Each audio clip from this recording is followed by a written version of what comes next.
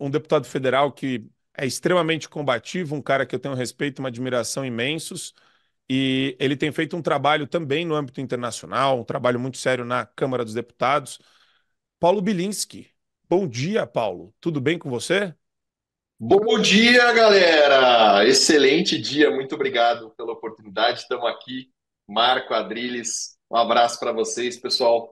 E parece que a pauta tá boa, né? Tá quente. A pauta está quente, a gente ainda vai rodar algumas matérias a respeito disso que a gente está vendo, mas eu queria trazer para você já. é, Tem uma situação bombástica que aconteceu agora, né? O próprio Marcel Van Hatten virou alvo de inquérito por parte do Flávio Dino por pronunciamentos na tribuna. Aí eu lembro que durante muito tempo, deputado, e a gente continua criticando e pedindo o impeachment do Moraes, mas vocês têm falado, e a gente também repete, que essa postura autoritária, totalitária, ela é como um vírus. E durante muito tempo o pessoal falou: espera que o Flávio Dino vai sair da toquinha dele, espera que o Flávio Dino vai mostrar os dentinhos. Como que a Câmara dos Deputados enxergou essa explosão que foi isso que o Marcel Van Hatten trouxe ontem para a gente na tribuna da Câmara dos Deputados? Então, Marco, eu vou te contar uma história pessoal que aconteceu comigo. Eu fiz um discurso no primeiro ano de mandato, um discurso no dia da Vyshyvanka, que é um dia em que os imigrantes e os descendentes de ucranianos usam a camisa típica ucraniana, é uma camisa com um bordado característico, e é um dia de união, né, dos ucranianos em todo o mundo, sinalizando justamente isso. Olha, nós estamos espalhados pelo mundo, somos descendentes de ucranianos. E eu fiz um discurso na Câmara e eu deixei claro, né, o meu avô, Bohdan Bilinski, veio ao Brasil, né, ele teve três filhos, dentre eles meu pai, que é coronel do Exército, e o meu avô lutou fisicamente, né? Ele lutou na guerra, na Segunda Guerra Mundial, contra o comunismo. Então, assim, lutar contra o comunismo é algo que eu tenho na minha genética, e eu deixei isso claro na tribuna. E aí, sofri diversos ataques, né? Felipe Neto e toda essa putada dizendo que eu era nazista e o caralho, coisa sem pé nem cabeça, né? Por óbvio, gente burra, gente ignorante, gente que desconhece a história, mas é isso. O cara ele pega um fato isolado, ele te dá um rótulo, ele trabalha aquele rótulo e dentro da cabeça do esquerdista, que é muito limitada, né, intelectualmente, aquilo cola. Então você vira o deputado nazista, que nem a Júlia Zanata, né, que é nazista porque usa uma tiarinha e tal. E a Polícia Civil de São Paulo instaurou um processo administrativo contra mim, porque eu estaria ali exaltando o nazismo ou propagando o nazismo.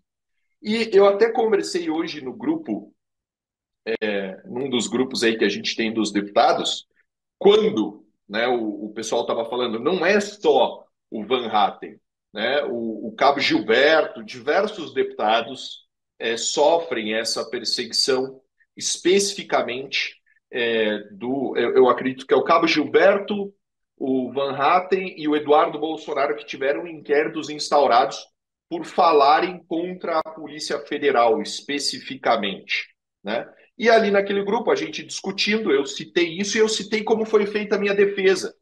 A minha defesa, Marco, ela é bem simples. Ela diz o seguinte: ninguém é obrigado a cumprir ordem ilegal ou a ela se submeter, ainda mais quando emanada de autoridade judicial. Mas é dever de cidadania opor-se à ordem ilegal. Caso contrário, nega-se o Estado de Direito. Essa é uma citação do ministro Maurício Correia, do Supremo Tribunal Federal, datada do dia 22 de abril de 1996.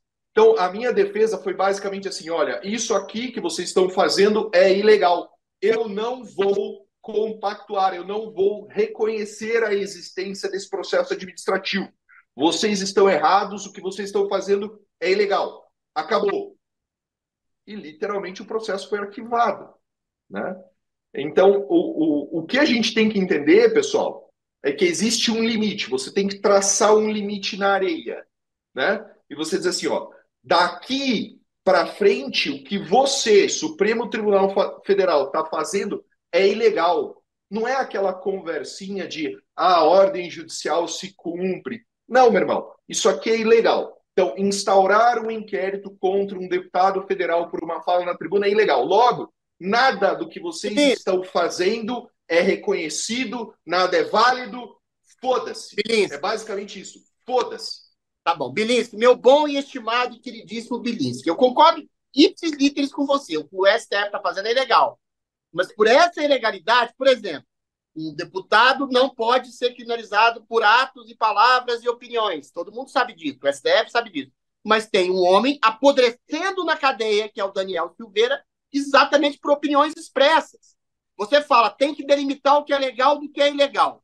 Mas como é que você diz para uma autoridade que é referendada por boa parte do legislativo, que é referendada, sobretudo, pela Polícia Federal, que é referendada pelo sistema carcerário, pelos agentes da Polícia Federal, que é ilegal? Uma coisa é a gente perceber que é ilegal. A única forma de dirimir isso, para mim, é o impeachment do Alexandre de Moraes, que ainda está emperrado lá no Senado. Como é que você se contrapõe à ilegalidade de um sistema que diz a justiça somos nós, quando eles são, na verdade, carrascos travestidos de juízes? O que você faz, então? É exatamente isso que eu tô demonstrando. Veja, Adriles, o caso do Daniel Silveira é obviamente um caso ilegal. É óbvio, é ululante. Mas eu não estava lá quando aconteceu, né? Então a gente tem que lidar com o que a gente tem aqui, a capacidade de atuação no momento. A gente tem que utilizar o passado como referência histórica, óbvio, mas a gente tem que lidar com o que a gente pode fazer agora. O que, que a gente pode fazer agora? Então, a minha orientação para os deputados que estão sendo processados é justamente essa. Olha, você simplesmente não pode reconhecer a existência desse inquérito. Você não pode reconhecer a existência dessa decisão judicial. Você não pode participar de nenhum ato desse procedimento. Bom, esse tem que ser o ponto que a gente coloca. Ó, realmente, o que está acontecendo, como o Marco falou, é uma doença, é uma virulência, né? O que a gente não pode fazer é permitir que a virulência tenha corpo para se reproduzir. Então, a partir do momento que você coloca um ponto limite, que você fala, ó, acabou, isso aqui não existe, eu não compactuo, não é uma decisão judicial legal. Os deputados, eles não devem atender a nenhum ato relacionado com essa perseguição. Eles simplesmente não vão. Ah, fui intimado para ir depor na Polícia Federal. Não vai. Ah, mas eles vão fazer uma condução coercitiva. Não vão fazer. Entendeu? Não vão. Você tem que se opor. Você tem que dizer, não, como eu fiz, quando eu fui ilegalmente processado administrativamente pela Polícia de São Paulo, eu falei, ó, isso aí é ilegal. Ponto. Acabou. E parou. Então, a gente tem que parar de dar crédito para algo que não tem crédito. Legal? Beleza. Impeachment do STF. Tá? É algo, né, do ministro Alexandre de Moraes e aí, consequentemente, o impacto disso no STF. A gente tem que fazer a leitura do total. Né? Teve sessão da Câmara essa semana? Teve. Online. Está tendo? Tá? O que isso significa? Significa que está contando o prazo de emenda para o PL da anistia, que já foi aprovado, que teve o pedido de vista na CCJ, ou seja, já andou mais uma etapa. Na próxima semana, esse projeto de lei da anistia ele está pronto para ser votado. Ele tem um impacto gigantesco na legitimidade do Supremo Tribunal Federal nessa perseguição. Esse é o tipo de resposta que mostra. O que o PL da anistia mostra? Ele mostra o seguinte: olha, Supremo, o que você está fazendo é ilegal. As pessoas que estão sendo perseguidas não estão tendo direito à revisão das decisões judiciais que condenaram elas. Logo, a justiça será feita pelo parlamento. está aqui, está aprovado na CCJ. Então, o que a gente vai fazendo é dando respostas. Não existe uma resposta. Não existe uma bala de prata que o cara vai lá e fala, pum, resolvi o problema. É impossível isso, porque o sistema é extremamente complexo. O que a gente tem que fazer é orquestrar diversos movimentos. E o orquestrar esses diversos movimentos é que mina toda essa farsa. O que existe hoje, eu estava revendo um vídeo da Ludmilla falando sobre o CNJ, né, como funciona a ditadura do judiciário, né, como ela funcionou em diversos países comunistas e como ela está sendo replicada hoje no Brasil. É isso que a gente tem que entender. É um sistema complexo, não existe uma bala de prata. Se você tem a expectativa de, eu vou lá, vamos fazer o impeachment do Alexandre de Moraes, vai resolver. Não vai. São várias coisas, são diversas frentes de combate. A gente aprovou na CCJ, em um dia, 3 medidas de limitação do poder do Supremo Tribunal Federal. 3 em um único dia. A gente permitiu a revisão de decisão do Supremo, né? Eu vou até citar aqui especificamente as propostas. A PEC 8, que limita a decisão monocrática. O PL 4754, que permite a gente anular a decisão do Supremo Tribunal Federal por um análogo de um projeto de decreto legislativo. E o PL 658, que amplia os crimes de responsabilidade praticados pelos ministros do Supremo. Então, a gente tem que atacar esse problema de diversas frentes diferentes, né? Então, é a CCJ com os projetos de lei, é o impeachment do Alexandre de Moraes, é, ao mesmo tempo, a forma de resposta dos deputados a essa agressão que está sendo praticada pelo Dino. Muito legal, Paulo. É importante essa explicação. Acho muito interessante a gente entrar também nesses meandros sobre a estratégia da oposição e como ela tem avançado no Congresso Nacional. Professor, você tem uma pergunta para o deputado Paulo? Tem que só desmutar o professor aqui. Vamos lá. Aê. Bom dia, deputado. Tudo bem? Bom dia. Você podia apresentar mais detalhes sobre esse projeto, acho que foi o terceiro que você mencionou, que estabelece a possibilidade do Congresso afastar determinadas decisões do Supremo Tribunal Federal? Olha só como ela é interessante. Vocês lembram, no governo Bolsonaro, especificamente o que foi feito em relação aos decretos de armas do presidente? Então, o presidente produzia um decreto com base no poder de regular a Lei 10.826. Ele fazia um decreto que ampliava o acesso do cidadão às armas de fogo. E aí, a esquerda e o centro no Congresso começavam a se movimentar para derrubar esse decreto. E aí, essa movimentação de PDL, que é um projeto de decreto legislativo, para assustar o ato do presidente da República, já gerava uma repercussão, né? Então, o Bolsonaro ele ia ali atacando, né, a legislação de armas via decreto, visando sempre a ampliação. Teve um decreto especificamente que era um decreto que era o top de todos, meu irmão, o melhor, sabe? O que ele fazia? Ele acabava com a efetiva necessidade enumerando profissões que eram consideradas profissões que deveriam ter a efetiva necessidade garantida para o porte de arma. Aquele decreto era um golpe assim fodido no desarmamento. E esse decreto foi no dia seguinte ou 2 dias depois o governo voltou atrás e revogou. Por quê? Porque ali era o limite do que dava para fazer via decreto, tá? Mas qual que foi a ferramenta utilizada pelo Congresso para atacar o presidente Bolsonaro? Foi o PDL. Então, da mesma forma que o PDL ele tem a capacidade de sustar um ato do Poder Executivo, né, esse dispositivo que a gente aprovou na CCJ, ele permite, nos moldes do PDL, que o Congresso Nacional suste uma decisão do Supremo Tribunal Federal. Então, isso traz equilíbrio.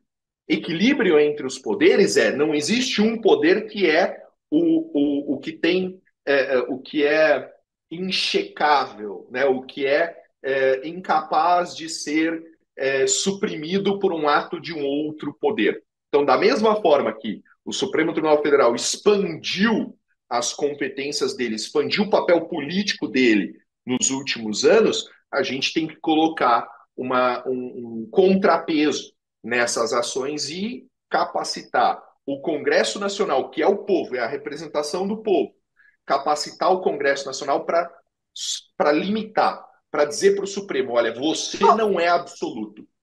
Ô, Belinsky, ontem mesmo a gente estava comentando uma pauta aqui, que era a seguinte: o Gilmar Mendes deu uma entrevista dizendo: olha, eu não vejo razões para impeachment do Alexandre de Moraes. Se eventualmente, porventura, o Congresso aprovar o impeachment do Alexandre de Moraes, a última palavra constitucional é do Supremo. Da mesma forma que o Alexandre de Moraes falou também, não vejo razões para anistia. Se o Congresso aprovar, a última palavra é a do Supremo Tribunal Federal. O que fazer quando um poder se coloca de maneira soberbamente autoritária, dizendo qualquer decisão do Congresso Nacional será, se a gente assim bem entender, sustada por nós mesmos. Ou seja, o Carrasco está dizendo: se você tirar a mim do poder, eu tolho o poder de vocês. Como é que você responde a isso? Então, Adelis, tem coisas que a gente simplesmente não precisa responder. Você entende? O cara forte, o cara tem uma. Eu tinha um professor de direito civil na faculdade, bicho, que ele era muito bom, era um advogado muito foda, e ele dizia assim, ó, a máxima do direito é quem pode mais chora menos. Entendeu? Se tem um ministro do Supremo Tribunal Federal dando entrevista para televisão, o que já é um absurdo, já é ridículo, entendeu? Já é ridículo. Ministro do Supremo tem que ficar quietinho dentro do gabinete despachando. Tem que dar entrevista porra nenhuma. Entrevista é coisa para celebridade e gente que é interessante para a mídia, tá? Então, se a gente tem um ministro do Supremo Tribunal Federal falando para a mídia, não, a gente não vai permitir, a gente não vai permitir anistia, a gente não vai permitir isso aqui. Cara, se ele está falando é porque ele sentiu. E aí a gente não tem que responder, a gente tem que deixar ele sentir. Se ele falou, meu irmão, é porque ele sentiu. E se ele falou, Isso. a gente tem que simplesmente deixar ele sozinho. Ah, beleza, irmão. Vai nessa aí, vamos ver quem pode mais. E acabou. E eu acho interessante isso, Paulo, dentro até da perspectiva da população, porque as pessoas estão vendo a maior. Não é crise, né? Porque houve aqui uma sobreposição total. Eu até tive um debate com o É uma professor Rodrigo. tomada, é uma tomada do Uma poder. tomada, exato. Tomada. É Eu isso falei, eu aí. falei, o Supremo, teoricamente, né? Você olha assim, você fala, existem atividades parlamentares, a gente vê o trabalho de vocês, eu bato palma, eu aplaudo, a gente vê CCJ, duas PECs, dois projetos de lei, pá, pancada, não passa nem 2 horas. Tem ministro já dando entrevista falando, não, não, não, não, não, não, não, não, não. E é isso que está deixando, acho que muita gente num ponto de cortisol elevadíssimo, principalmente nós aqui, por quê? Porque vai ter um momento, é imprescindível que tenha um momento onde, né, pelo menos, a gente consiga ver isso desembaraçar. Isso precisa desembaraçar. Como que você enxerga, para encerrar a entrevista, Belinsky? Faltam, dentro do quadro que tem lá, votossenadores.com.br, tem lá, faltam 5 senadores para a gente ter o quórum de 41, mas já tem o pedido de urgência na mesa do Rodrigo Pacheco. Rodrigo Pacheco já falou, tem aqui inclusive matéria falando que ele está indo para os ministérios do Lula. Ele vai ser abraçado, existe uma negociata aí nesse sentido. Como que você enxerga essa questão? A gente vai sempre comer na mão do próximo presidente do Senado? A gente tem que continuar, eu vejo dessa forma, tá? Que a gente tem que continuar a pressão até o último dia do ano, não tem recesso, não tem nada. Tem que manter a pressão em cima do Pacheco e dos senadores que ainda não se posicionaram sobre o impeachment.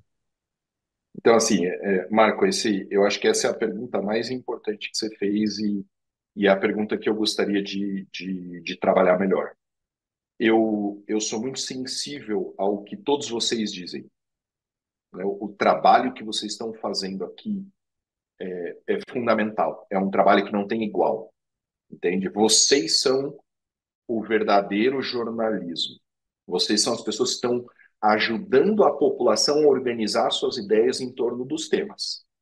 Eu conversei com uma professora minha, que provavelmente está assistindo aqui ao vivo, eu não vou falar o nome dela para não constrangê-la, mas ela disse assim, Paulo, eu faço uma sequência, né? Eu ouço uma sequência de pessoas durante o dia. E todas essas pessoas são importantes porque cada uma delas me ajuda mais a organizar o pensamento em torno de uma ideia. Porque são muitas informações diferentes. Então, o que vocês fazem aqui é fundamental. E aí, qual é o meu papel nesse momento? Meu papel é falar para vocês o seguinte: a gente está trabalhando, né, o tema. O Brasil foi tomado de assalto por uma quadrilha organizada. Como que a gente está trabalhando esse tema? Em todos os reflexos dele. Existe reflexo político, existe reflexo legislativo, existe reflexo no judiciário. Não é uma luta igual, é uma luta desigual. Nós somos mais fracos, nós somos em menor número, nós temos menor poder econômico do que todos eles. Você fala assim, pô, o Paulo é deputado federal. Meu irmão, eu sou só um delegado de polícia do estado de São Paulo. Eu sou só um cara aqui. Sou mais um. Junto com você, junto com a Adriles, junto com o Marcelo, junto com todo mundo. O que a gente tem que fazer é trabalhar em uníssono. A gente tem que trabalhar juntos. E como que a gente está trabalhando juntos? O primeiro grande ponto de começo foi a eleição de 2024, meu irmão. A gente tomou o espaço do PT, a gente está tomando o espaço da esquerda, isso é muito importante. Mas o Centrão. Meu irmão, foi abatido. O que a gente está fazendo é surreal. O Adriles é vereador em São Paulo. Olha isso, meu irmão. A força que isso tem dentro da capital. A gente tem uma bancada sensacional. O PL tem hoje sete vereadores na capital. Tem o possível vice-prefeito na capital. Então a gente está criando um corpo muito forte. Todo esse movimento de retomada, de combate a essa organização criminosa, que hoje domina o executivo, domina o legislativo, domina o judiciário, ele começou quando o Bolsonaro voltou às ruas em 25 de fevereiro. Ali que foi o primeiro ponto de impacto. E dali todas as medidas foram sendo tomadas. O cenário que o Adriles vai começar a trabalhar em janeiro de 25 é completamente diferente do cenário que eu comecei em janeiro de 23. Janeiro de 23 estava todo mundo aqui com a perspectiva de ser preso. Os presos do 8 de janeiro estavam todos em cana. Todos. Tinha deputado de tornozeleira. O que a gente está fazendo é revertendo esse cenário, ganhando força, ganhando corpo e está batendo forte. O esquema, o sistema está sentindo toda essa mobilização. A gente não pode depositar todas as nossas esperanças numa coisa só. A gente tem que bater em tudo o tempo todo, em todas as esferas. É isso em aí. todas as esferas. O Pacheco, ele é um cara que tem interesses pessoais. O Pacheco tem família, cara. Você acha que a gente não sabe o impacto que tudo isso que está acontecendo está tendo na família dele e o feedback que ele está recebendo da família dele? Perfeito. Você acha realmente que ele não vai querer sumir do cenário político e ficar só com o escritório de advocacia dele? O futuro da presidência da Câmara não está definido. Não está certo.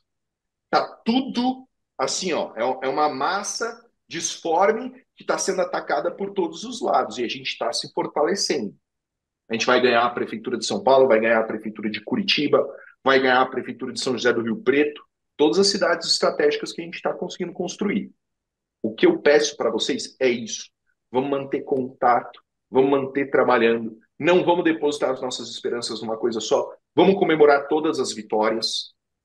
A gente está ficando mais forte, meu irmão. Eu tenho certeza absoluta que a gente vai vencer. É uma batalha de cada vez, um dia de cada vez.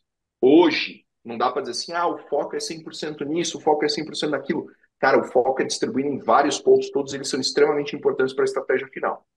O meu desejo é que no final a gente tem um resultado positivo no Supremo Tribunal Federal, que é o retorno do STF ao que ele era. Quando eu fiz exato. faculdade, quando você fez faculdade, que era uma corte constitucional que julgava recurso extraordinário. Só. Interpretação da É isso aí. Constituição. Só. É Isso, isso que a isso, gente quer, meu irmão. isso que você falou me deixou arrepiado, porque eu quero, eu entendo que tem que acabar com o controle concentrado. É isso aí, é só via recurso extraordinário, e devolver, colocar muro nessa avenida de abuso de poder que o Supremo Tribunal Federal pavimentou. Quer dizer, tem que cercar isso daí, tem que acabar com esse negócio. Bilinski, queria agradecer, obrigado aí por separar um tempo aqui na nossa manhã, mais de 14 mil pessoas ao vivo nos assistindo. Obrigado pela oportunidade de bater esse papo e portas sempre abertas aqui no Show da Manhã e em todos os programas do Fio Diário, Bilinski. Você me E dá 30 obrigado. segundos. Claro. 30 segundos, presidente, para encerrar. Olha só, a gente está no Outubro Rosa, pessoal. Eu estou usando aqui a camiseta, um símbolo aí da nossa geração, do que significa o combate ao câncer de mama. A minha esposa Carla, ela foi diagnosticada, ela está em tratamento faz 2 anos já. O que eu queria lembrar vocês, né, os homens e as mulheres, tá? Câncer de mama não é um problema que é só da mulher, tá? Os homens, os maridos, os namorados, os pais, os primos, a gente tem que trazer isso para dentro da nossa casa, tá?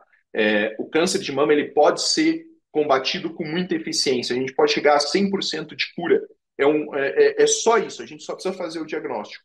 Então, vamos lembrar, né, vamos colocar dentro do nosso papel de homem, de cuidar, né, de prover, vamos cuidar também da saúde das nossas mulheres. Então, lembra a sua esposa, a sua namorada, a sua amiga, a sua mãe, lembra do que é o Outubro Rosa, vamos falar de prevenção do câncer de mama, vamos falar de autoexame, que é a ferramenta fundamental na detecção em primeiro estágio do câncer de mama. Vamos estimular as mulheres a procurarem sempre ajuda, porque é uma doença que a gente consegue vencer, a gente só precisa pensar um pouco nela e a gente precisa fazer isso acontecer e chegar nas pessoas. Então, pessoal, Outubro Rosa, muito obrigado. Marco, Adriles, Marcelo, muito obrigado pela oportunidade. Estou sempre às ordens de vocês.